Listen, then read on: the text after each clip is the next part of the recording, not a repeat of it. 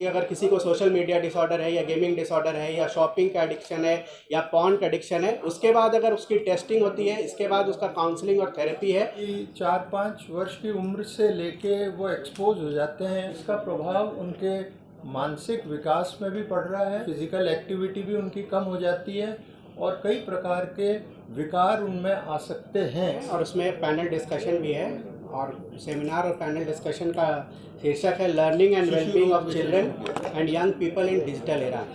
ये हम Jharkhand university of technology के साथ मिल करके कर रहे हैं और ये doctor Ramdayal Munda tribal research institute पे है 10 बजे से 2 बजे तक। इसमें माननीय जो हमारे शिक्षा मंत्री हैं श्री वैद्यनाथ राम जी, वो मुख्य अतिथि हैं और इसमें जो मेनली स्पीकर हैं डॉक्टर राज भंडारी हैं, जो कि एक सीनियर पीडियाट्रिशियन है और बहुत सारे गवर्नमेंट के, स्टेट गवर्नमेंट के एडवाइज़र हैं।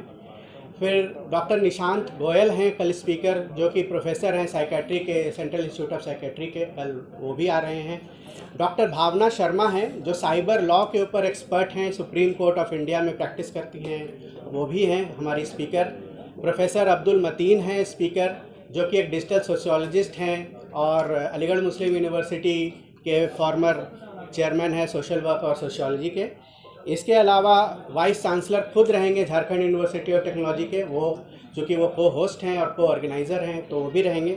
इसके अलावा हमारे बहुत सारे स्कूल के प्रिंसिपल और बच्चे और कॉलेज के बच्चे भी आ रहे हैं। मैं उनका मुख्य रूप से नाम बता देता हूँ। डॉक्टर पीयूष रंजन है, रजिस्ट्रार हैं झारखंड राय यूनिवर्सिटी के, वो रहेंगे। मिस रश्मि वर्मा रहेंगी डिपार्टमेंट ऑफ मास कम्युनिकेशन की सेंट्रल यूनिवर्सिटी ऑफ झारखंड से। डॉक्टर सुभाष कुमार प्रिंसिपल हैं टोरियन वर्ल्ड स्कूल के, वो रहेंगे। राजेश पिल्लई सर रहेंगे जो कि प्रिंसिपल हैं केरली स्कूल के, वो भी रहेंगे। मिस्टर नीरज सिन्हा हैं प्रिंसिपल फिरायलाल पब्लिक स्कूल के, वो रहेंगे। और जो पैनलिस्ट हैं डॉक्टर टीना मुरारका हैं, असिस्टेंट प्रोफेसर हैं मार्केटिंग मैनेजमेंट की XISS की, वो रहेंगी। डॉक्टर शांतना कुमारी रहेंगे। कल के समय में जो बच्चों के बीच में जो पढ़ाई से संबंधित, शिक्षा से संबंधित जो समस्या आ रही है मोबाइल इंटरनेट के वजह से, जो सोशल मीडिया है या गेमिंग है, उसमें बहुत सारी समस्या और जो उनको आदत लग जा रही है, उसके बारे में हम जानने समझने और हमारा जो एक सॉल्यूशन का एक पैकेज है जिसमें हमने एक किताब डेवलप किया है, पिछले 4 साल से हम चला रहे हैं जिसको, उसके बारे में एक चर्चा है जो कक्षा 6 से क्लास 6 से क्लास 11 के बच्चों के लिए है। और उसमें ये पद्धति है कि आप लोगों ने जो कहा कि इस पे सॉल्यूशन पार्ट क्या है, तो वो सॉल्यूशन है कि उस पर हम साइबर सेफ्टी, जो भी इंटरनेट से एडिक्शन की समस्या है, उसको हम टीचर को ट्रेन करते हैं और वो क्लास में पूरे जो कक्षा है क्लासरूम में, और हफ्ते में 1 दिन उसका सेशन लिया जाता है और बच्चों में काफ़ी सुधार देखा गया है। अभी पिछले 4 साल से जो हम चला रहे हैं उसमें करीब 75% इम्प्रूवमेंट है बेसलाइन से एंडलाइन पे, तो उसी के बारे में मेनली चर्चा है। फिर हम एक बहुत इस पे जो एक ट्रीटमेंट का प्रोटोकॉल भी हम लोगों ने डेवलप किया है, जिसमें हम कैसे स्क्रीनिंग करते हैं कि अगर किसी को सोशल मीडिया डिसऑर्डर है या गेमिंग डिसऑर्डर है या शॉपिंग का एडिक्शन है या पॉर्न का एडिक्शन है, उसके बाद अगर उसकी टेस्टिंग होती है, इसके बाद उसका काउंसलिंग और थेरेपी है, उसका एक पूरा प्रोटोकॉल है, उसको हम डिस्कस कर रहे हैं। मेनली उसके बारे में मैं बोलूँगा कल, और डॉक्टर निशांत गोयल जो CIP से हैं वो बोलेंगे। तो इसके बारे में चर्चा है और हम एक स्ट्रैटेजी बना रहे हैं, समझ रहे हैं स्कूल कॉलेज के साथ मिल करके, क्योंकि ये समस्या का समाधान तभी हो सकता है जब हम सब मिल करके काम करेंगे।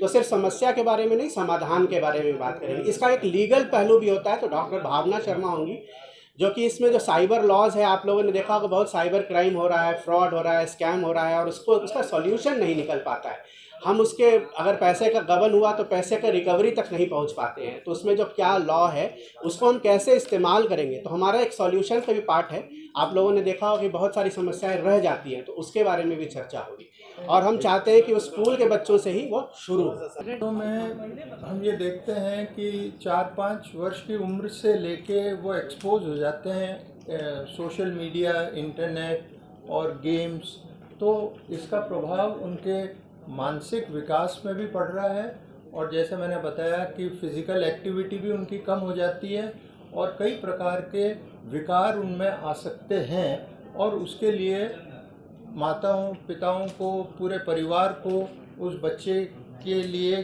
कितने टाइम के लिए वो क्योंकि इंटरनेट एक अभिन्न अंग बन गया है हमारी सोसाइटी का, तो ये अनिवार्य हो जाता है कि उस बच्चे को किस तरीके से प्रोटेक्टेड रखें और अननेसेसरी एक्सपोजर नहीं हो, स्क्रीन टाइम उसका कम रहे जितनी देर वो देखता है उन शोज़ को। और उसके साथ में अगर कोई भी ऐसी